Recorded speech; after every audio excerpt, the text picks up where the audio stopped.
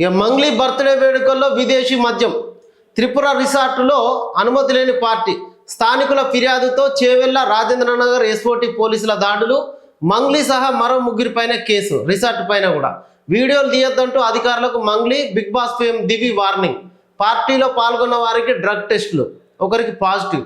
MLC కవిత సన్నిహితుడు రాజీవ్ సాగర్ హాజరు. ఇక ఇది అలవాటు ఉన్న పనేనే, డ్రగ్స్, గంజాయి ఇట్లాంటి పార్టీలన్నీ. ఇటు ఎవరు, కవిత సన్నిహితుడు రాజీవ్ సాగర్ హాజరైందట. వాళ్ళ బంధువులు, వాళ్ళ దోస్తులు, వీళ్ళ ద్వారానే సిటీలకు ఇట్లాంటి మత్తు పదార్థాలు ఎంట్రీ అవుతున్నట్టుగా గతంలో కొన్నిసార్లుగా మనం వార్తలు చూసినాం.